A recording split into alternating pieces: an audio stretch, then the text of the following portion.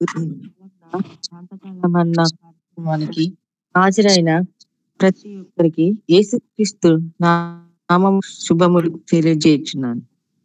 ముందుగా ప్రారంభ ప్రార్థన చేయవలసిందిగా సహోదరి ఎస్తేరు ప్రవీణ్ కుమార్ గారిని కోరుచున్నాము. అందరికి ప్రైజ్ లాడండి. ప్రార్థన చేసుకుందాం. మహాపరిశుద్ధుడ, మహోన్నతుడ, సర్వాధికారి, సర్వ సృష్టికర్త, మీకే వందనాలు తండ్రి. రాత్రంతా మంచి నిద్ర దయచేసి తండ్రి మాకు ఈ ఉదయ కాలంలో మెలకు దయచేసినందుకు నీకే వేలాది వందనాలు, స్తోత్రాలు తండ్రి. అలాగే తండ్రి ఇంకా ఈ కార్యక్రమంలో పాల్గొన్నందుకు తండ్రి, ఇంకా ఎంతో మంది నిద్రావస్థలో ఉంటూ తండ్రి ఈ కార్యక్రమానికి పాల్గొనలేకపోతున్నారు తండ్రి. వాళ్ళకి మెలకును దయచేయండి తండ్రి. అలాగే తండ్రి ఈ కార్యక్రమంలో ఆది నుంచి అంతం వరకు మీరే అధ్యక్షత వహించండి తండ్రి. మీ వాక్యం వింటుండగా తండ్రి మా జీవితాలను సరి చేసుకోండి తండ్రి. ఈ వాక్యాన్ని తండ్రి వదిలేకుండా నూరంతలుగా ఫలించేలాగా మీ కృప చూపించమని ఈ చిన్ని ప్రార్థన మీ పాదాల చేత సమర్పించుకుంటూ నజరుడైన యేసుక్రీస్తు నామములో వేడుకొని ప్రార్థన చేస్తున్నాను తండ్రి. ఆమేన్. ప్రార్థించినందుకు వందనాలు. ఈ సమయంలో పాట పాడవలసిందిగా సహోదరి మల్లెల మౌనిక గారిని కోరుచున్నాము. మల్లెల మౌనిక. ప్రైజ్ లార్డ్ సిస్టర్, అందరికీ ప్రైజ్ లార్డ్.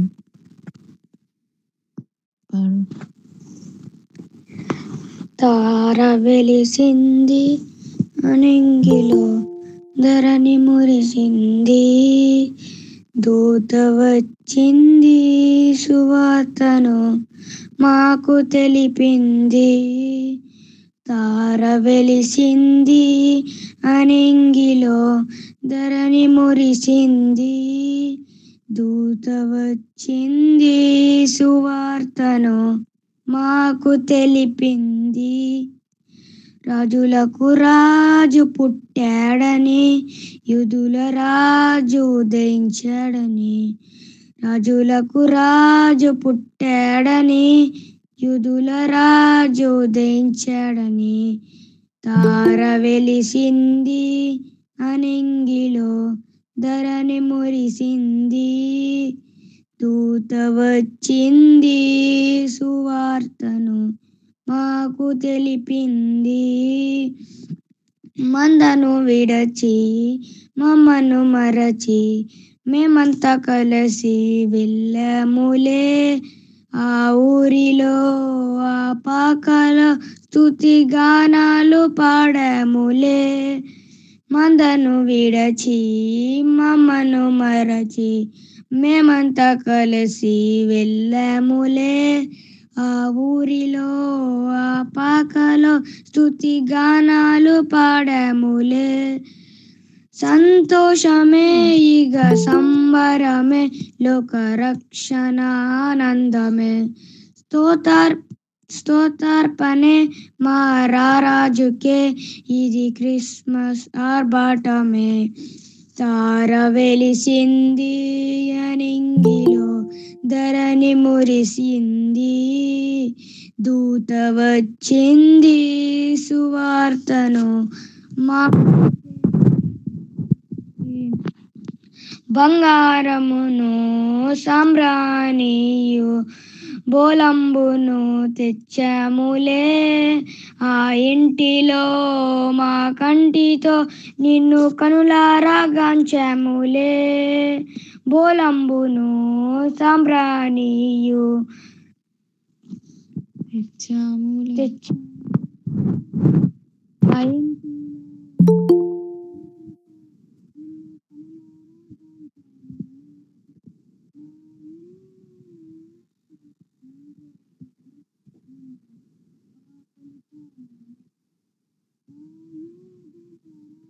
సంపూర్ణమ్మా, ఇయాన్ మంచి పాట పాడయ్యా పొద్దున్నే. Thank you. నిద్రపోకుండా లేచి పొద్దున్నే పాట పాడించిన మౌనిక కూడా నిండు హృదయంతో శుభములు తెలియజేస్తున్నాను. గాడ్ బ్లెస్ యు నాన్న. నాన్న సంపూర్ణమ్మా కానీ పాట దేవుని మహిమపరిచినందుకు మీకు వందనాలు. ఈ శ్రేష్టమైన సమయాన్ని వాక్యోపదేశం అందించవలసిందిగా పాస్టర్ గారికి కోరుచున్నాం. సర్వశక్తి మంత్రులైన సర్వాధికారియు మన రక్షకుడు యేసుక్రీస్తు వారి యొక్క మహా అద్భుత నామములో మీ అందరికి శుభములు తెలియజేస్తూ ఉన్నాను. చాలా సంతోషము. మరొక ఉదయ కాలంలో దేవుడు మనందరికి అనుగ్రహించి కొత్త కొత్త విషయాలు తెలుసుకున్న విషయాలు మరొకసారి ధ్యానం చేసుకోవడానికి మరి దేవుడు అవకాశం కల్పించాడు. ఈ దినమున మనము చదువుకునే లేఖన భాగం ఏంటంటే, విభజన చేయడానికి యేసయ్య వచ్చాడు అనే మాట అంశం. విభజన. మత్తయి సువార్త 10వ అధ్యాయము 34వ వచనం. మత్తయి సువార్త 10వ అధ్యాయము 34వ వచనం. నేను భూమి మీదికి సమాధానము పంపవచ్చునని తలంచకుడి, ఖడ్గమునే గాని సమాధానం పంపుటకు నేను రాలేదు. ఒక మనుషునికి వాని తల్లికిని కుమార్తెకును, ఆమె తల్లికిని కోడలికిని ఆమె అత్తకును విరోధం పెట్టవచ్చునని. ఒక మనుషుని ఇంటి వారే అతనికి శత్రువులగుదురు. తండ్రినైనను తల్లినైనను నాకంటే ఎక్కువగా ప్రేమించువాడు నాకు పాత్రుడు కాడు. కుమారునైను కుమార్తెను నాకంటే ఎక్కువగా ప్రేమించువాడు నాకు పాత్రుడు కాడు.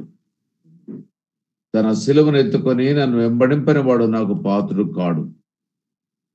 తన ప్రాణము దక్కించుకున్నవాడు దాన్ని పోగొట్టుకొను, కానీ నా నిమిత్తము తన ప్రాణమును పోగొట్టుకున్నవాడు దాన్ని దక్కించుకొను. ఇలా కాంట్రవర్షియల్ స్టేట్మెంట్. ఇంతకాలం మనం చదివిన లేఖన భాగాల్లో ఉన్నవి ఉన్నట్టుగా ఉన్నాయి, కానీ ఈనాడు మరి మనం చదవబోయేటువంటి లేఖన భాగము కొంచెం మనం చదివేదానికి కొంచెం ఇబ్బందికరమైన మాటే. కానీ మరి దేవుడు ఎందుకు ఆ మాట అన్నాడు? యేసయ్య పుట్టినప్పుడు లూకా సువార్త 2:14 అంటాడు, నేను సమాధానము తీసుకుని రావడానికే వచ్చానంటాడు. సర్వోన్నతమైన స్థలంలో దేవునికి మహిమయు ఆయనకిష్టమైన మనుషులకు భూమి మీద సమాధానము కలుగునుగా, కానీ దేవునికి స్తోత్రము చేయుచుండరి. అక్కడ సమాధానము కలుగునుగా కన్నాడు. ఇక్కడికి వచ్చేసరికల్లా విభేదం గురించి మాట్లాడుతున్నాడు, ఒకరికొకరు విరోధం గురించి మాట్లాడుతూ ఉన్నాడు. ఎందుకు ఈ మాట అన్నాడని ఒకసారి మనం ఆలోచిస్తే, భూమి మీద ఎవరైతే తనను విశ్వసించారో వారందరికీ సమాధానము సంతోషము కలుగుతుంది, వారికి నిత్య జీవమును ప్రాప్తించబడుతుంది. అది అంతవరకు మనకి తెలిసిన విషయము. కానీ ఇక్కడికి వచ్చేసరికల్లా పూర్తిగా కాంట్రవర్షియల్ గా మాట్లాడుతూ ఉన్నాడు. అంటే ఎవరైతే తనను అంగీకరించారో వారందరికీ ఆయన సమాధానకర్తగా ఉంటాడు. యెషయా గ్రంథము 9వ అధ్యాయంలో కూడా సమాధానకర్త అని అంటాడు. ఆయన విశ్వసించిన వారికి అంతరంగములో పోగొట్టుకున్నటువంటి సంతోషాన్ని, లేని సంతోషాన్ని, సమాధానాన్ని దేవుడు అనుగ్రహిస్తాడు. ఎవరితో సమాధానము? దేవునితో మానవునికి. ఎవరైతే ఆయన్ని విశ్వసించారో వారికి సమాధానము కలుగుతుంది.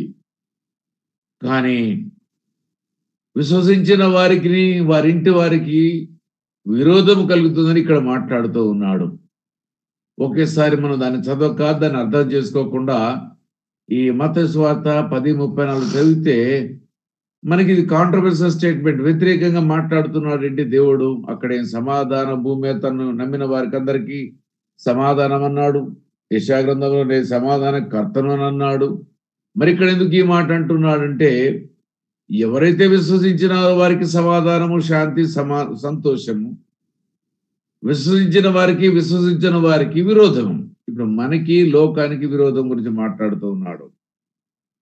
ఇది మనకు అర్థమైతే ఇక మిగతా విషయాలను మనం అర్థం చేసుకోవడం చాలా తేలిగ్గా ఉంటుంది.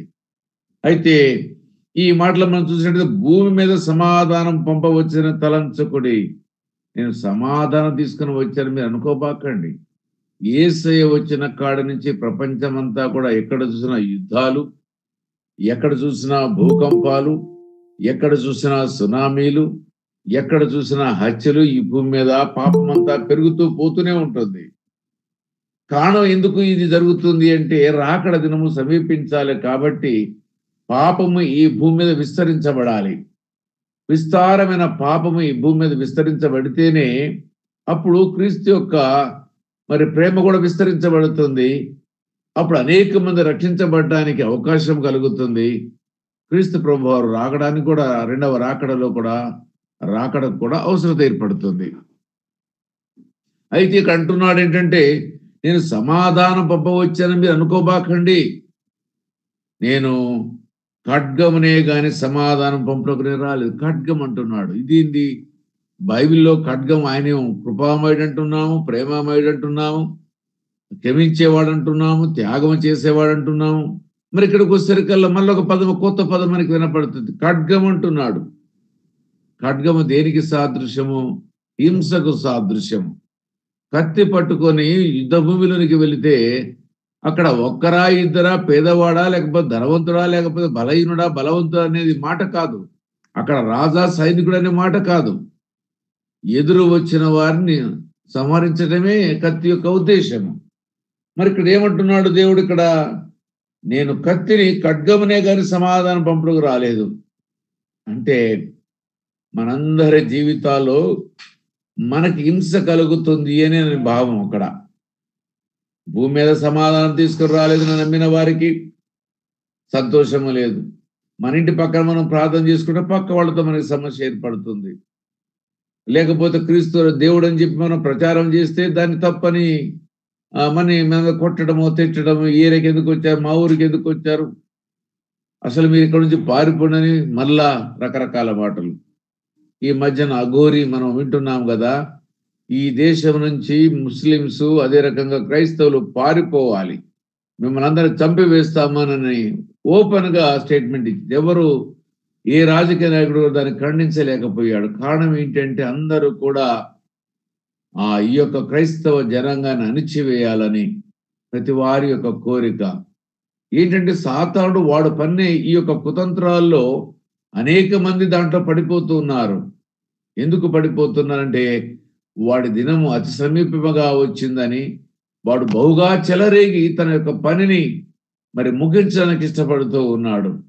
కాబట్టి భూమి మీద ఖడ్గం. అందుకనే క్రైస్తవ సోదరులు, మనం మణిపూర్ చూస్తున్నాం, ఇంకా కూడా ఆగని అగ్నిగుండం వల్ల అది కాలిపోతుంది. దానికి హద్దు పద్దు లేని రీతిగా చనిపోతున్నారు. ఇంతమంది చనిపోయినా కానీ ఎవరు కూడా ఒక రాజకీయ నాయకుడు నోరెత్తి మాట్లాడలేడు. ఏ ఒక్క పార్టీ ఖండించలేకపోతుంది. కారణం ఏంటంటే, ఇదిగో ఇదే ఖడ్గమునే తీసుకొని వచ్చాడు. మనమందరము రాంగ్ పర్సెప్షన్ లో ఉన్న. ఎందుకు మనకి ఈ యొక్క ప్రాసిక్యూషన్స్, ఎందుకు మనకి కష్టాలు అంటే, ఈ వాక్యాన్ని మనం అర్థం చేసుకోకనే మనకి అందరూ కూడా కష్టము అంటున్నాం. కష్టము కాదు, ఇది ఇష్టముగా మనం వచ్చిన పని. ఇది మనం ఇష్టముగా దీన్ని స్వీకరించాలి. క్రీస్తు ప్రభువారు ఈ లోకానికి వచ్చిన ఉద్దేశము, ఆయనను విశ్వసించిన వారికి పోగొట్టుకున్న సమాధానము, పోగొట్టుకున్న నిత్య జీవము, పోగొట్టుకున్న శాంతి అది కలుగుతుంది. వారి పాపాలు క్షమించబడతాయి. ఇక వారి పాపాలు లెక్కలోకి రావు. కాబట్టి ఇక చేసిన పాపాలకన్నిటికీ క్షమాపణ దొరికింది కాబట్టి శాంతిగా ఉంటారు. కానీ శాంతిగా అంతరంగములో శాంతి ఉంటుంది, కానీ బాహ్యమని శరీరానికి అవమానము, దెబ్బలు, మరణము అవన్నీ సంభవిస్తాయి. ఇది మనం అర్థం చేసుకోవాలి. మనందరూ కూడా పొద్దున్న లేచి మీరందరూ ప్రార్థన చేస్తూ ఉంటారు, అయ్యా ప్రభు ఆ యుద్ధాన్ని ఆపు, ఈ యుద్ధాన్ని ఆపు, ఆ హింస నాపు, మణిపూర్ హింస నాపు, క్రైస్తవుల మీద దాడులు జరుగుతున్నాయి, వాటిని ఆపమని ప్రార్థన చేయకూడదు. దేవాని చిత్తం ఏముందో అని మనం ప్రార్థన చేయాలి. మనమందరం కూడా ప్రార్థన చేసే విధానం మారిపోయింది. ఎందుకంటే ఆ దేవుని యొక్క ఉద్దేశాన్ని మనం అర్థం చేసుకోలేకపోతున్నాము. ప్రభువేమో ఖడ్గానే తీసుకొని వచ్చానని అంటున్నాడు, సమాధానం లేకుండా చేస్తానని ఆయనంటే, మనమేమంటున్నాడు? సమాధానం కొత్త పాటని మళ్ళా వల్లిస్తూ ఉన్నాం. పాడిందే పాటరా అన్నట్టుగా. ఎవరో ప్రార్థన చేస్తారు, మనదే ప్రార్థన చేస్తాము. దైవ చిత్తం ఇదంతా కూడా దేవుని తెలవకుండా జరుగుతుందా? మణిపూర్లో సంఘటనలు, భారతదేశంలో ఉత్తరప్రదేశ్లో బైబిల్ పట్టుకుంటే జైలు పంపిస్తున్న దేవునికి తెలియదు. అది అక్కడ బర్త్డే చేసుకుంటే కూడా బర్త్డే మీరు ఎట్లా చేసుకుంటున్నా అని చెప్పి వాళ్ళ జైలు పంపిస్తున్నారు. బర్త్డే చేయడానికి వచ్చిన పాస్టర్ జైలు పంపిస్తున్నారు. ఆ పేరు యేసయ్య పేరు ఎత్తకూడదని అంటున్నారు. అంత మౌనంగా చూస్తున్నారు. అదే మరలా బంగ్లాదేశ్లో హైందవ సోదరుల మీద జరిగిందని అంటంతో ఇక్కడ భారతదేశంలో ఉన్న వాళ్ళందరూ కూడా మాట్లాడగలుగుతున్నారు. ఇది ఏంటంటే మనం బాధపడకూడదు. ఎవరు మన పక్షమును మాట్లాడడం లేదని, ఏ రాజకీయ పార్టీ మన పక్షంలో లేదని, లేకపోతే మన పక్కన ఎవరు సపోర్ట్ చేసేవాళ్ళు లేరని మనం బాధపడడం అవసరం లేదు. ఎందుకంటే దేవుని యొక్క వాక్యాన్ని క్లుప్తంగా మనం చదివితే అర్థమవుతుంది. క్రీస్తు ప్రభువారు ఈ లోకానికి ఎందుకు వచ్చాడని మన గత కొద్ది రోజులు మనం ధ్యానం చేస్తున్నాం. 14 రోజులు మనం ధ్యానం చేస్తున్నాము. ధ్యానం చేసి దాని విషయంలో కొత్త కొత్త విషయాలు మనం తెలుసుకుంటున్నాము. ఇంతవరకు మనం తెలుసుకున్న విషయాలు వేరు, ఈ రోజు మనం తెలుసుకున్న విషయం పూర్తిగా వ్యతిరేక దిశలో ప్రయాణం చేసేది. అయితే వ్యతిరేక దిశలో ప్రయాణం చేసే ఈ మాట ఆయన అంటున్నాడు, సమాధానము కాదు మీకు, మీ అంతరంగానికి సమాధానము, మీ పాపాలు క్షమాపణ శాంతి కలిగింది, కానీ మీ యొక్క శరీరానికి నష్టము కలుగుతుంది. నన్ను అంగీకరించిన వారి యొక్క జీవితంలో అవమానాలు కలుగుతాయి, దెబ్బలు కలుగుతాయి, మరణము సంభవిస్తుంది, జైలుకు వెళుతారు. ఇదిగో నేనే దేవాది దేవుడు, నన్నే అవమానించారు కదా, నన్నే మరణానికి అప్పగించారు కదా, మీకు తెలవదా? అది చిత్తము, దైవ చిత్తం అంటున్నాడు. యేసు ప్రభు వారు మరణించడం అనేది దైవ చిత్తం, సరైన దేవుని యొక్క చిత్తం. అది కూడా ఘోరాతి ఘోరమైన మరణము చెందడం దేవుని యొక్క చిత్తమైంది. ఆయన మరణము చేయకపోతే మనమందరికీ రక్షణే లేదు. అయ్యో యేసయ్య చనిపోవడం మనం ఏడ్చేదానికంటే, యేసయ్యా నువ్వు చనిపోవడం వల్ల నా బ్రతుకు బాగుపడ్డది, నా పాపాలన్నీ కూడా క్షమించబడ్డాయి ప్రభువా అని మనం సంతోషించాలి. చాలా మందికి ఈ యొక్క ప్రిన్సిపల్ అర్థం కావడం లేదు. యేసయ్యను చంపకపోతే ఎట్లా? మనం ఘోరమైన పాపం చేశాము కాబట్టి ఘోరమైన మరణం ఆయనకు కలిగింది. మనం చేసే పాపాలు ఒక్కటి కాదు కదా, విస్తారమైన పాపాలు, ఘోరాతి ఘోరమైన పాపాలు, అది చెప్పుకోవడం సిగ్గుకరమైన పాపాలు, అవమానకరమైన పాపాలు. ఇగో అందుకనే దేవుడు అంటున్నాడు, ఖడ్గమునే నేను తీసుకొని వచ్చాను అని అన్నాడు. ఒక మనుషునికి వాని తండ్రికి ఎలాంటి సమస్య వస్తట? తండ్రికి కొడుకే. తండ్రి దేవుని నమ్ముకుంటాడు, కొడుకు ఇష్టపడడు, నా ఇంట్లో రాకూడదు అంటాడు. లేకపోతే కొడుకు నమ్ముకుంటాడు యేసయ్య దేవుడని, తండ్రి ఇంటికి రానివద్దని అంటాడు. భగత్ సింగ్ గారి యొక్క జీవితంలో మనం చూసాం కదా, నీవు యేసయ్యను నమ్ముకున్నావు కాబట్టి నా ఇంటికి రాకూడదు, నా రాష్ట్రానికి రాకూడదు అని అన్నాడు. నీకు వాటా లేదన్నాడు, నాకు ఏది లేకపోయినా పర్లేదు, నాకు యేసయ్యుడు చాలన్నాడు. ఇదిగో ఇది జీవితం. నూతనమైన జీవితాలు మనం ఆరంభించాలి. ఒక మనుషునికి వారి తండ్రికిని, కుమార్తెకును ఆమె తల్లికిని, కోడలికిని ఆమె అత్తకును విరోధం పెట్టవచ్చింది. పురుషోత్తమ చౌదరి గారు మనందరికీ తెలుసు, సాక్ష్యం. అనేకమైన ఆంధ్ర క్రైస్తవ కీర్తనలో అనేకమైన అద్భుతమైన పాటలు రాసిన మహోన్నతుడు ఆయన. ఆయన యేసయ్యను నమ్ముకున్నాడని, మళ్ళా తన కుటుంబాన్ని చూడాలని కొన్ని రోజుల తర్వాత వెళితే తన భార్య ఇంటి ముందుకు వెళ్ళి, తన ఇంటికి వెళ్ళి అమ్మా భిక్షాందేహి అంటే ఆమె చూసి గుర్తించి, ఈయన నా భర్తే, ఇదిగో మా మతమైనటువంటి మతాన్ని మా విశ్వాసాన్ని విడిచి మరొక విశ్వాసం సరైందని నమ్మాడు కాబట్టి అవమానించాలని అప్పుడే గేదె పెట్టిన పెంట మీద పులిహార తీసుకొచ్చి పెట్టింది. సంతోషంగా ప్రేమతో పాట పాడుతూ తిన్నాడు. సొంత భార్య, సొంత తండ్రి, భగత్ సింగ్ గారు సొంత తండ్రి. ఇదిగో ఎన్ని కూడా సాదృశ్యాలు మనం వింటున్నాము, మనం చదువుతున్నాము, కానీ మనం బుర్రకు అర్థం కావడం లేదు.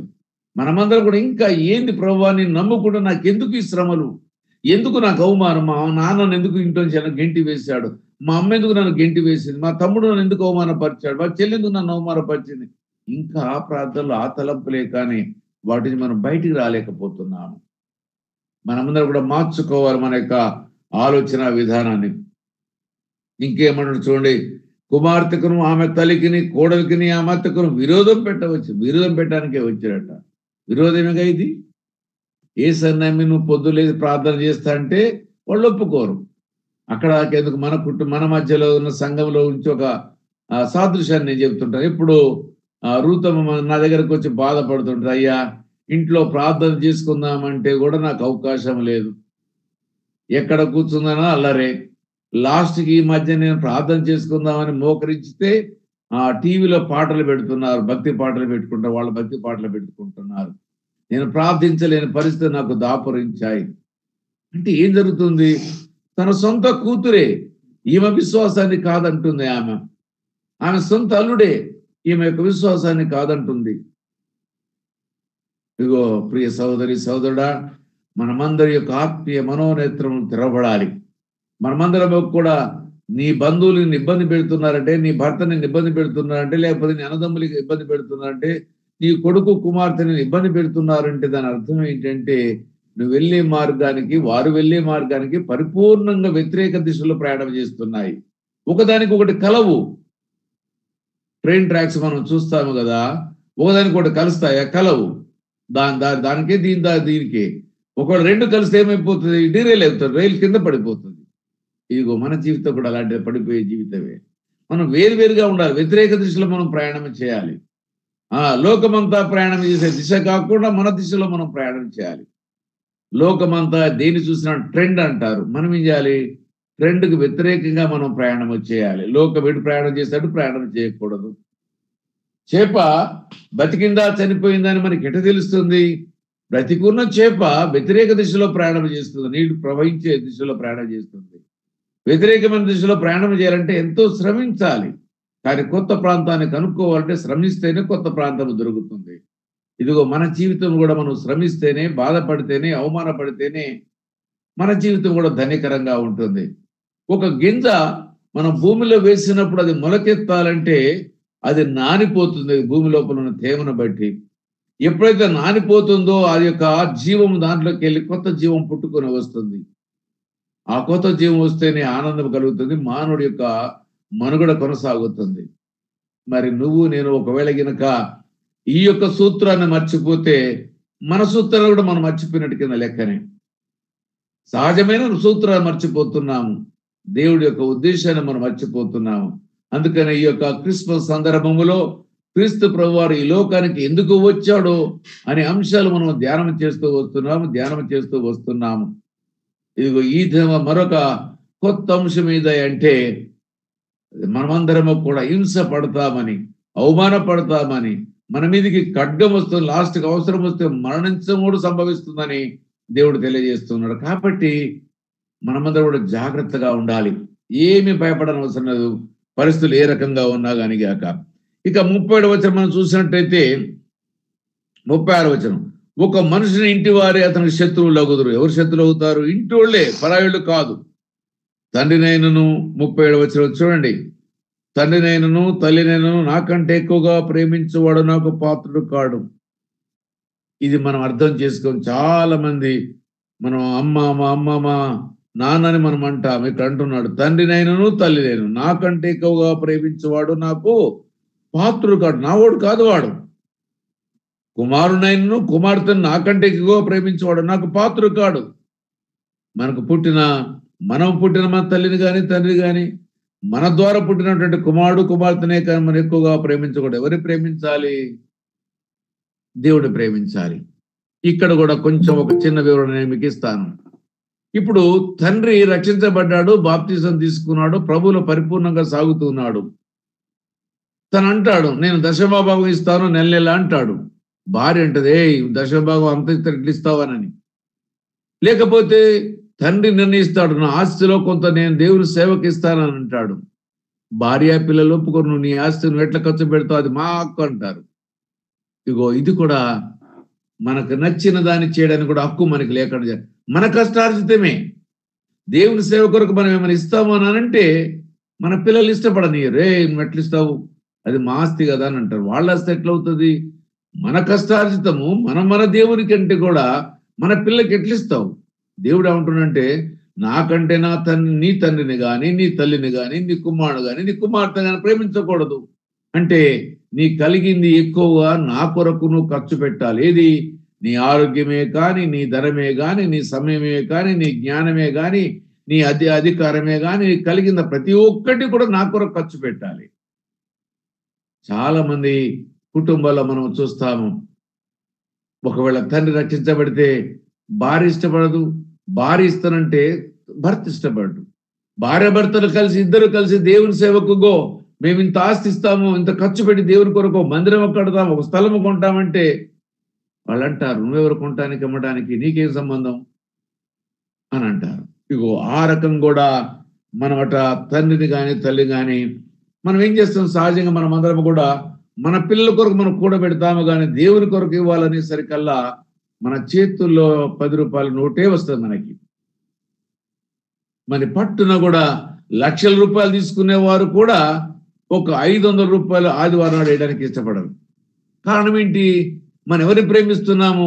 ఈ డబ్బులుంటే నా పిల్లోడి చదువుకనో, నా బిడ్డ పెళ్లికనో, వాళ్ళ చదువుకనో, ఈ ధోరణి తప్పిస్తే అయ్యో వీళ్ళంతా శాశ్వతం కాదు, రేపు పొద్దుబడి నన్ను ద్వేషిస్తారు, నేను మరణ పడకలో ఉంటే నన్ను ప్రేమించలేరు అని ఆ యథార్థత మనం గుర్తించలేకపోతున్నాం. ఏమైనా దాచిపెట్టి వాళ్ళకి ఇస్తాము, లాస్ట్కు మరణ పడక మీద కూర్చొని అయ్యో నా దేవుడికి ఇవ్వలేకపోయాను, వీళ్ళకి నేను ఇంత కష్టపడి శ్రమించి దాచిపెట్టాను కానీ వీళ్ళు నన్ను అవమానిస్తున్నారు, అప్పుడు ఏడుస్తావు. అప్పుడు ఏడిస్తే లాభం? నీ చేతులకి లాస్ట్ అంతా వెళ్ళిపోతుంది. అందుకే దేవుడు అంటున్నాడు ఏంటంటే, నీ తండ్రి నేను, నీ తల్లి నేను, లేకపోతే నీ కుమారుడైన కుమార్తె నాకంటే ఎక్కువగా ప్రేమించేవాడు నాకు పాత్రుడు కాడు. కానీ మనమందరము కూడా దేవుని కంటే ఎక్కువ ఎవరు ప్రేమిస్తాము? లోకాన్ని ప్రేమిస్తాము. మొదటి మాట, లోకాశల్ని ప్రేమిస్తాము. రెండవది ఎవరిని ప్రేమిస్తాము? మన పిల్లల కొరకు ఆస్తులు కూడా కోట్ల రూపాయలు వాళ్ళకి ఇస్తాము, కానీ దేవుని పరిచయకు 10 రూపాయలు ఇవ్వలేని మనసు కలిగినటువంటి చాలా చిన్న మనసు మనందరిది కూడా. ఇంకా ఇల్లు కొంటాం, ఇంకా భూములు కొంటాం, ఒక ఇల్లు తర్వాత మరొక ఇల్లు, ఒక ఎకరం తర్వాత మరొక ఎకరం, లేకపోతే బ్యాంకులో డిపాజిట్ 10 లక్షల తర్వాత మరొక 20 లక్షలు, మరొక 10 లక్షలు. ఈ భావమే తప్పిస్తే కానీ నాకు రక్షకుడు, నాకు రక్షణ ఇచ్చిన నా రక్షకుడు నేను ఏమి చేస్తున్నాను అని మనం ఆలోచించలేము. ఎప్పుడు మన పిల్లల కొరకే, కానీ రాష్ట్రీకి కలిగేది నువ్వు కన్న పిల్లల్ని అవమానించడమే జరుగుతుంది మరణ పడక మీద. మేబీ నువ్వు ఆరోగ్యంగా ఉన్నంత కాలం నీకు వాళ్ళు భయపడవచ్చును. సొలొమోనుకు జరిగింది అదే కదా. తన భార్యలు ఇప్పుడు అతన్ని విసిగించి భయపెట్టించి అతన్ని పూజలు చేపించారు. ఇప్పుడంటే వృద్ధాప్యంలోనికి వచ్చినప్పుడే. తర్వాత తను గ్రహించాడు, కానీ జరగవలసిన నష్టం అంతా జరిగిపోయింది. తన కుమారుడు గారికి వచ్చేసరికల్లా 10 గోత్రాలు ఒక పక్కన, 2 గోత్రాలు ఒక పక్కకు వచ్చేస్తాయి. కారణం ఎవరు? దానికి సొలొమోనే. ఇదిగో మనమందరం కూడా దేవుని యొక్క వాక్యాన్ని పరిపూర్ణంగా అర్థం చేసుకోలేని స్థితికి మనం వస్తున్నాము. మనము మనకంటే ఎక్కువగా, దేవుని కంటే ఎక్కువగా లోకాన్ని ప్రేమిస్తున్నాము, దేవుని కంటే ఎక్కువ మన ఆరోగ్యాన్ని ప్రేమిస్తున్నాము, దేవుని కంటే ఎక్కువ మన తిండిని ప్రేమిస్తున్నాము, దేవుని కంటే ఎక్కువగా మనము దేని ప్రేమిస్తున్నామంటే లోకాన్ని ప్రేమిస్తున్నాము, మన పిల్లల్ని మనం ప్రేమిస్తున్నాము. దయతో మనమందరం కూడా మన యొక్క నేత్రాలు తెరవబడాలి. మీరు దేవునికి ఇచ్చిందే పరలోకపు ధనం. భూలోకములో లక్షల కోట్లు మీరు విడిచిపెట్టిపోయినా దానికి విలువ లేదు. బ్రతికుండంగానే మీరు దేవుని కొరకు చేసింది ఆ సేవే కానీ, దేవుని కొరకు మీరు ఇచ్చిన సాక్ష్యమే కానీ, దేవుని కొరకు మీరు చేసిన ప్రార్థనే కానీ అదే లెక్కలోకి వస్తాయి. కానీ నువ్వు ఈ లోకములో ఎంత విడిచినా అది లెక్కలోకి లేనిది. మనందరి యొక్క నేత్రాలు తెరవబడాలి. ఇంకా చూడండి, తన సిలువనెత్తుకుని నన్ను వెంబడింపిన వాడు నాకు పాత్రుడు కాడు. సిలువనెత్తుకోవాలంటున్నాడు. సిలువ దీనికి సాదృశ్యము, ఖడ్గము దీనికి సాదృశ్యము, ఖడ్గము హింసకు సాదృశ్యము. ఇక్కడ మరలా ఏమంటున్నాడు? సిలువనెత్తుకోమంటున్నాడు. సిలువ దేనికి? సిలువ శ్రమలకు సాదృశ్యం. ఇక్కడ శ్రమలు వస్తాయి అంటున్నాడు. తన సిలువను ఎత్తుకొని నన్ను వెంబడింపిన వాడు నాకు పాత్రుడు కాడు. దేవుని కంటే భార్య తల్లిదండ్రులైనా, లేకపోతే దేవుని కంటే పిల్లలనైనా, దేవుని కంటే లోకాన్ని ప్రేమించిన, దేవుని కంటే మరి దేనిని ప్రేమించినా ఆయన ఇష్టపడ్డాట. ఆయనే ప్రేమించాలట, ఆయనే ప్రథముడుగా ఉండాలట.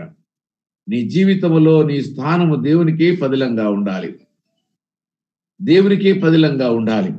అయితే తన సిలువను ఎత్తుకుని నన్ను వెంబడింపిన వాడు నాకు పాత్రుడు కాడు. తన సిలువను అంటే మన సిలువను మనం ఎత్తుకోవాలి. అంటే శ్రమలు నువ్వే మోయాలి. శ్రమలు మోస్తేనే నీకు ఆశీర్వాదకరం. చాలా మంది ప్రార్థనలు ఎప్పుడు ఏం చేస్తామంటే, ప్రభువా నాకు రోగం వచ్చి తగ్గించు, అయ్యా నాకు ఉద్యోగం, కరెక్ట్, ఎన్ని కావాలి, నేను అనటం లేదు, వద్దనడం లేదు. కానీ నీ జీవితంలో దేవుడు ఏదైతే ఉద్దేశాన్ని కలిగి ఉన్నాడో, ఏ తలంపు కలిగి దేవుడు ఉన్నాడో, ఆ తలంపు నీ జీవితంలో నెరవేరడము అది దేవుని యొక్క చిత్తం. యేసయ్య ప్రార్థన గెత్సెమనీలో ఏమని ప్రార్థించాడు? తండ్రి నీ చిత్తమైతే ఈ పాత్రను తొలగించు, లేకపోతే నాకివ్వు, నేను తాగుతానన్నాడు. ఇదిగో మనము కూడా ప్రార్థనలు ఎలా ఉండాలంటే ఈ ప్రార్థన ఉండ, ప్రభువా నీ చిత్తం ఏంటి నా జీవితంలో? ఈ రోగం రావడానికి గల చిత్తం ఏంటి? ఈ శ్రమ రావడానికి గల చిత్తం ఏంటి? ఈ అవమానం కలగడానికి చిత్తం ఏంటి? ఈ మరణం సంభవించడం గల చిత్తం ఏంటి? అది అడగాలి. అని అంటున్నాడు. తన సిలువను ఎత్తుకుని వెంబడింపిన వాడు నాకు పాత్రుడు కాడు. మనం ఆయనకి పాత్రులము కావాలంటే, పాత్రులు అంటే ప్రీతి పాత్రులము కావాలంటే మనమందరము కూడా మన సిలువను మనం ఎత్తుకోవాలి. అంటే సిలువలో శ్రమలు ఉంటాయి. నీ సొంత భార్యని అవమానిస్తుంది, నీ సొంత కుమారుని అవమానిస్తారు, నీ సొంత బిడ్డల్ని అవమానిస్తారు. అంతేకాదు లోకము నిన్ను అవమానిస్తుంది, నీ బంధువర్గం నిన్ను అవమానిస్తుంది, నీ ఇరుగు పొరుగు వారిని అవమానిస్తారు. బీ రెడీ, దాని కొరకు సిద్ధంగా ఉండాలి. చూసిన వానను వాళ్ళు హింసించారు అని వాళ్ళ శాపనార్థాలు పెట్టడమో కాదు, వారి కొరకు నష్టము కలగని ప్రార్థించడమో కాదు. అది అవివేకముతో కూడిన ఆలోచన, అవివేకంతో కూడిన ప్రార్థన. వివేకవంతులు చేసే ప్రార్థన ఏదంటే, ప్రభువా ఎందుకు ఈ శ్రమ, ఇగో నీ చిత్తమైతే ఈ శ్రమ నుంచి నేను వెళ్ళడానికి ఇష్టపడుతున్నాను అని మనం ప్రార్థించాలంటున్నాడు. తర్వాత చూడండి 39వ వచనము, తన ప్రాణము దక్కించుకొనబడొద్దని పోగొట్టుకును బతకాలి. నేను ఏ సెగరో ప్రకటిస్తాను, కొడతారు, చంపుతారు అని గినక అనుకుంటే అది వ్యర్థమైన జీవితం. కానీ నా నిమిత్తము తన ప్రాణమును పోగొట్టుకున్నాడు, దాన్ని దక్కించును దేవుని కొరకు. ఒకవేళ గినక నీవు ప్రాణం పోగొట్టుకోవడానికైనా దేవా అని గినక అన్నట్టయితే అంతకంటే గొప్ప భాగ్యం లేదు. మొదటి మాట అన్నాడు సమాధానము తేవడానికి రాలేదన్నాడు. రెండవది అన్నాడు నీ ఇంట్లోనే విరోధం అన్నాడు. మూడవది అన్నాడు నాకంటే ఎక్కువగా నువ్వు లోకమును, నీ పిల్లల్ని కానీ నీ తల్లిదండ్రులు కానీ ప్రేమించబాకు. ఇదిగో నీవు నీ సిలువనెత్తుకుని నన్ను వెంబడించు. ఒకవేళ ఈ సిలువను వెంబడించే మార్గంలో ఒకవేళ నీ ప్రాణం పోతుందంటే పారిపోవడానికి ఇష్టపడబాకు, హతసాక్షి కావడానికి ఇష్టపడు. నీ ప్రాణాన్ని దక్కించుకుంటావు. భౌతికమైన ఈ ప్రాణాన్ని పోగొట్టుకోవచ్చేమో కానీ పరలోకములో హతసాక్షుల సంఖ్యలో నీ పేరు ఉండబడుతుంది. అక్కడ ప్రత్యేకమైన జనాంగముగా అక్కడ నువ్వు ఉండగలుగుతావు, నిత్య జీవనం పొందుకుంటావు. ఈ మాటల్ని దేవుడు మనందరి యొక్క ఆత్మీయ మేలు కొరకు ఆశీర్వదించి మన యొక్క ఆత్మీయ మనోనేత్రము తెరుచులాగున మనమందరం కూడా ప్రార్థన చేసుకుందాం. ఎందుకంటే మనమందరి యొక్క ఆలోచన విధానము ఈ దినం మార్చబడ్డదని నేను అనుకుంటున్నాను. దేవుని కంటే ఎక్కువగా దేని ప్రేమించినా అది విలువ లేనిది. ఒకవేళ దేవుని కొరకు మరణము సంభవిస్తానంటే పారిపోతే కూడా అది పనికిరాని పిరికి పొందనే, లేదా ఖడ్గము శ్రమలు వస్తున్నాయని నువ్వు కన్నీరు కార్చిన అది కూడా దేవునికి వ్యతిరేకమైన ప్రార్థనే. ఇదిగో ఈ దినమున మనందరికీ ఒక క్రొత్తమైన మాటలను దేవుడు మనకి తెలియజేశాడు. బహుశా మీ జీవితంలో మీరు విని ఉండవచ్చును, కానీ విని మర్చిపోయి ఉండవచ్చును. ఇదిగో విన్నదాన్ని ఒకవేళ మర్చిపోకుండా మీకు జ్ఞాపకం ఉన్నా కానీ గాక మరొక్కసారి ప్రభు మనకి జ్ఞాపకం చేశాడు. ఈ మాటలతో ఆదరణ పొందుకుందాము. ఈ క్రిస్మస్ మాసములో మనం త్యాగము చేసేవారముగా ఉండాలి. మనం చూసాము కదా, ఆ పేదలకు బట్టలు కావాలంటతోటే యమునా సిస్టర్ విధవరాలు ఒకేసారి 16,000 రూపాయలు ఇగో పేదలకు బట్టలు కొనిపెట్టాడు. ఇది త్యాగము దేవుని కొరకు. తన కుమారుడితోటి బట్టలు కొనుక్కోండి అని అంటే కొడుకు అన్నాడట, అమ్మ ఎప్పుడు ప్రతి సంవత్సరం మనం కొనుక్కుంటున్నాం కదా, ఇగో పేద బిడ్డలకి మీరు సంఘములో అడుగుతున్నారు, వాళ్ళకి ఇవ్వండి 16,000 అని అడిగారట. ఇది త్యాగం దేవుని కొరకు. మనం ఏం చేయాలి నేను వద్దంటలేదు, మన పిల్లల కొరకు మనం చేయకూడదని నేను అంటలేదు, మన బాధ్యత అది కూడా. కానీ ప్రేమలో ఎక్కువ అధికమైన ప్రేమని క్రీస్తు కొరకు నువ్వు ప్రేమించాలి. క్రీస్తు కొరకు నువ్వు త్యాగము చేసిందే పరలోక ధనము. దేవుడి యొక్క మాటలు దీవించుగాక. ఆమేన్. Thank you. ఇంతే కాలము దేవుడు దైవదాసునితో మనతో మాట్లాడిన ప్రతి మాటను బట్టి వందనాలు తెలియజేస్తున్నాను. అవును, ఈ లోకంలో క్రైస్తవులకు వ్యతిరేకంగా ఎన్నో కార్యక్రమాలు జరుగుతున్నాయి. మనమైతే శ్రమలలో ఉన్న, తండ్రి కష్టాల్లో ఉన్న కూడా దేవుని సిలువను వెంబడించే వారిగా ఉండాలని దేవుడు మనను హెచ్చరించున్నాడు ఉదయ కాలం ముందు. ఈ మాటలు ప్రతి ఒక్క హృదయంలో ఫలింపజేసివలసిందిగా కోరుచున్నాము. ఈ సమయంలో ముగింపు ప్రార్థన చేయవలసిందిగా కుమారి గారిని కోరుచున్నాము. పాస్టర్ అమ్మ గారు. Praise the lord. అందరికీ కొన్ని ప్రార్థన అంశాలు గమనించండి. మన యొక్క ఈ యొక్క శుభ శ్రేష్టమైన దినాన్ని దేవుడు మనకు నూతనంగా బహుమానంగా ఇచ్చినందుకు కృతజ్ఞతలు చెల్లిస్తూ చేయండి. మరి మన యొక్క నిన్నటి దినమున రోజలిన్ సిస్టర్ గారి యొక్క క్యారలు వైకుంఠం గారి యొక్క గృహంలో జరిగిన ప్రీ క్రిస్మస్ సెలబ్రేటింగ్ చాలా జయకరంగా చక్కగా జరిగినందుకు కృతజ్ఞతలు చెల్లిస్తూ ప్రార్థన చేయండి. మన దేశం కొరకు, రాష్ట్రం కొరకు, పట్టణాల కొరకు, అన్యజనుల రక్షణ కొరకును, అధికారుల కొరకును ప్రార్థన చేయండి భారంతో. అలాగనే మరి మన మన యవ్వనస్తుల కొరకును ప్రార్థన చేయండి. వారి వివాహాల కొరకు, చదువుల కొరకు, ఉద్యోగాల కొరకు, గర్భంతో ఉన్న వారి కొరకు ప్రార్థన చేయండి. బబిత, కీర్తన సుఖప్రసవం జరుగునట్లుగా వారికి వారి కొరకును ప్రార్థన చేయండి. December 24th క్రిస్మస్ ఈవ్ మన సెలబ్రేటింగ్ మన చర్చిలోనే ఉన్నది. దాన్ని బట్టి కూడా ప్రార్థన చేయండి. ఇంకా అనారోగ్యంతో ఉన్నటువంటి నిర్మలమ్మ గారి కొరకును ప్రార్థన చేయండి. మరి మొన్న వారు కరీంనగర్ హాస్పిటల్కి వెళ్ళినప్పుడు ఇంకా 1 month అబ్జర్వేషన్ ఉంచారంట మరి అమ్మగారిని. తర్వాతనే సర్జరీ చేస్తామన్నారు. లివర్ ఇన్ఫెక్షన్ చాలా ఉందని. మరి దాని కొరకును అమ్మకు మంచి ఆరోగ్యం దయచేయలాగున ప్రార్థన చేయండి. పూర్ణ కుమారమ్మను, గ్రేస్ అమ్మను, ఇంకా అనారోగ్యంతో ఉన్న బిడ్డలందరినీ, చంటి బిడ్డలు, ఈ యొక్క సీజనల్ డిసీజెస్ తో బాధపడుచున్న వారు ఎవరైతే ఉన్నారో ప్రాతకాలం మన్నాలో ఉన్నటువంటి ప్రతి కుటుంబీకులను జ్ఞాపకం చేసుకుంటూ ప్రార్థన చేయండి.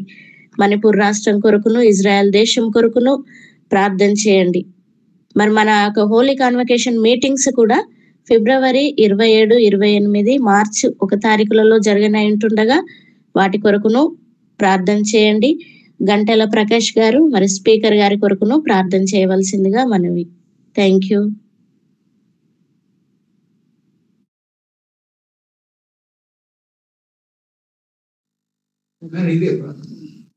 Praise the lord. అందరికీ కళ్ళు మూసుకుందాం.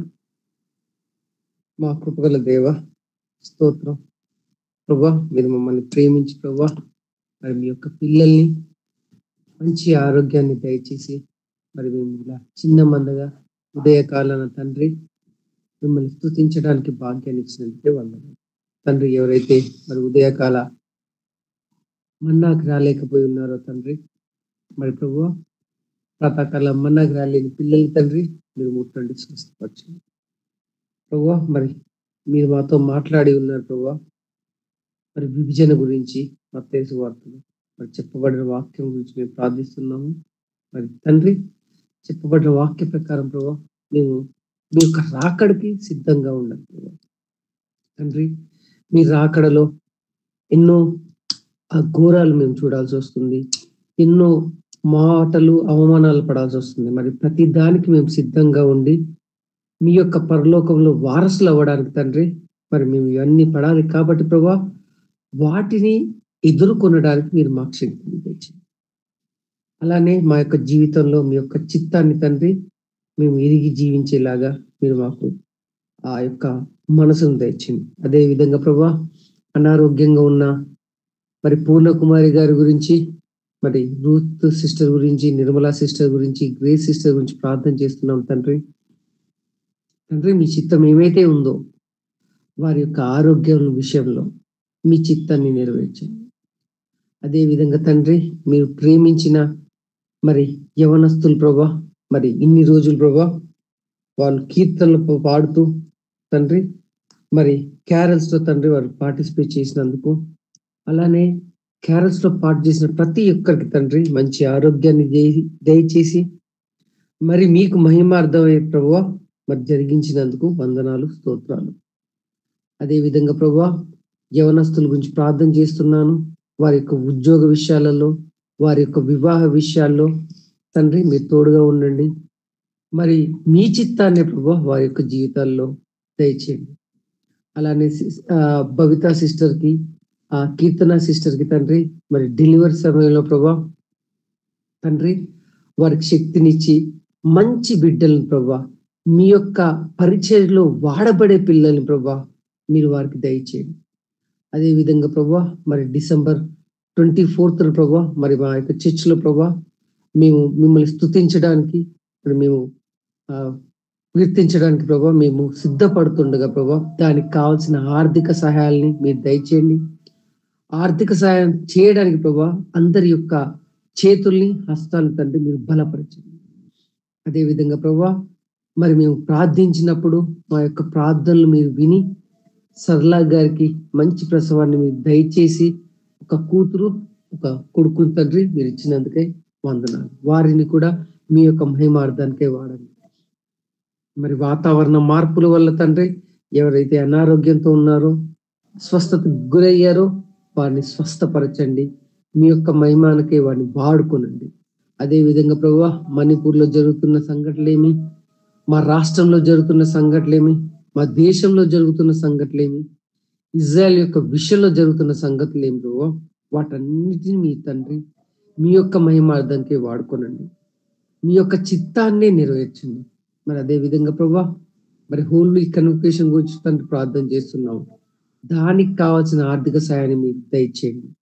అది కూడా ప్రభువ మీ యొక్క మహిమార్థానికే తండ్రి మరి మీరు వాడుకోనండి. మరి అన్యులకు తండ్రి, అన్యులు ఎక్కువ మంది వచ్చేలాగా తండ్రి వారి యొక్క మనసుల్ని, వారి యొక్క ఆ విషయంలో తండ్రి వారిని నడిపించండి తండ్రి. మేము ప్రతి సంవత్సరం హోలీ కన్వకేషన్ చేసుకునేది అన్యులకు వాక్యం చెప్పడానికి ప్రభా. ఆ కన్వకేషన్ తండ్రి అన్యులకు మాత్రమే వాక్యం చెప్పగలిగే శక్తిని, ఆ ఆలోచనలు మా అందరికీ మీరు దయచేయండి.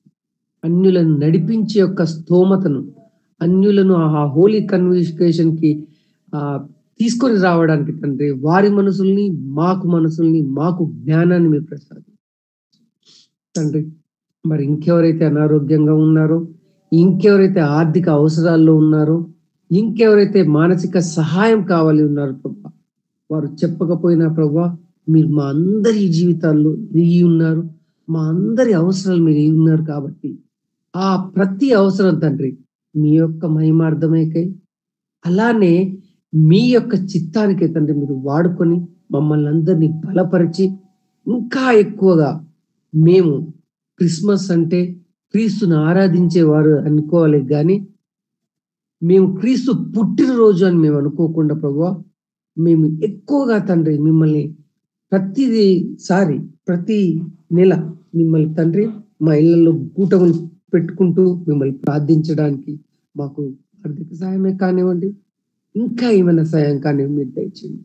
ఇలా మిమ్మల్ని మా యొక్క చివరి చూపు వరకు, మా మరణం వరకు తండ్రి మిమ్మల్ని స్తుతించే భాగ్యాన్ని మాకు, మా కుటుంబాలకు మీరు దయచేస్తారని విశ్వసిస్తూ ఈ యొక్క చిన్న ప్రార్థన, మా యొక్క మనవలు మీకు సమర్పించుకుంటూ మా ప్రభుడగు పీడగు యేసుక్రీస్తు అతి పరిశుద్ధ నామమున ప్రార్థన చేస్తూ వేడుకుంటున్నాం తండ్రి, ఆమేన్. మనవుల కొరకు, వాక్య ఫలింపు కొరకు ప్రార్థించిన మీకు వందనాలు తెలియజేస్తున్నాము. ఈ సమయంలో ఆశీర్వాదం ఇవ్వవలసిందిగా సంఘ కాపరి పాస్టర్ గారిని కోరుచున్నాము. మీ అందరికి మరొకసారి శుభములు తెలియజేస్తూ ఉన్నాను.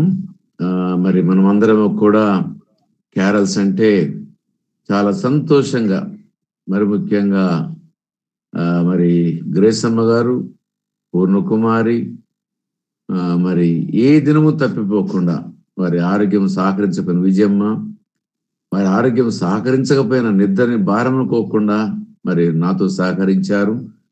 మనందరితో సహకరించి మరొక గొప్పోడు ఉన్నాడు, ఆరోన్, సతీష్ వాళ్ళ యొక్క మనవడు. మరి మనమందరం కూడా చలనక ఏదనుకోకుండా రాత్రి అనక నిద్ర అనక మరి దేవుని యొక్క పనిలో మీరందరూ ముందుకు వచ్చారు. దేవుడు మిమ్మల్ని తప్పనిసరిగా దీవించాలి. అదే రకంగా రాత్రి కాలంలో కూడా వైకుంఠం సహోదరుడు మరి మన పక్షం నుంచి 40 మంది రావాలని కోరుకున్నారు. మరి మన పక్షం నుంచి 40 మంది మనం వెళ్ళాము. తర్వాత అదే రకంగా మరి నస్పూర్ నుంచి కూడా ఒక 10, మొత్తం ఒక 60 మంది మూడ్ సీనా అయితేమి, తర్వాత కర్మిల్ యొక్క సవాసం నుంచి, రాపెల్లి సవాసం నుంచి అందరం కలిసి వెళ్ళాము. దేవుని మహిమార్థం అతి అద్భుతంగా జరిగింది. మరి మీరందరూ పాల్గొన్నారు. ఇక ఈ సంవత్సరం క్యారల్స్ ముగించాము. దేవునికి మహిమ కలిగిన వచ్చిన మీ అందరికీ కూడా పేరు పేరున మరొకసారి శుభములు తెలియజేస్తూ ప్రార్థన చేసుకుందాము. సర్వశక్తిమంతుడైన దేవా, మీకే స్తుతి స్తోత్రము చెల్లించుకుంటున్నాము. ఇదిగో రాబోయే కూడికల కొరకు ప్రార్థన చేస్తున్నాము తండ్రి. మీ మహిమార్థమై ఆత్మల రక్షణార్థం, ఆత్మలు బలపరచబడులాగున ఆ కూడికలు మీరు వాడుకోనండి. రాబోయే స్పీకర్ నాయన మీ ఆత్మతో నింపండి. అతనికి మంచి ఆరోగ్యం దయచేయండి, మంచి వాతావరణం దయచేయండి. మా అవసరాలన్నీ కూడా మీరు తీర్చండి. ఎందుకంటే సర్వాధికారినైనా మరి మేమందరము కలిసి ఒక ఉమ్మడిగా, ఒక కుటుంబంలో అవలే సంఘ సభ్యులందరము కలిసిన కూడికల కొరకు ముందుకు వచ్చి అవి జయకరంగాను, నీకు మహిమకరంగాను, అనేకమైన ఆత్మల రక్షణార్థంగా జరుగునట్లుగా మాలో ప్రేరణ దయచేయండి. మరి ఈ దినమును మాకు మరి యోగ్యంగా ఉంచండి. యేసునామమున అడుగుచున్నాము తండ్రి, ఆమేన్. మన పరమతైన దేవుని యొక్క ప్రేమయు ప్రభువైన యేసుక్రీస్తు వారి యొక్క కృపయు పరిశుద్ధాత్మ దేవుని యొక్క అన్యోన్య సహవాసము కూడుకున్న మనందరికీ మరి ముఖ్యంగా ఈ యొక్క ప్రాతకాలం వచ్చే ప్రతి ఒక్కరికి పేరు పేరున సకల పరిశుద్ధులకును సార్వత్రిక సంఘమునకు తన ప్రియ ప్రజలైనటువంటి ఇశ్రాయేలు జనాంగానికి ఇప్పుడు ఎల్లప్పుడూ సదాకాలం తోడేడుగాక ఆమీన్. అందరికీ ప్రైజ్లాడండి. థ్యాంక్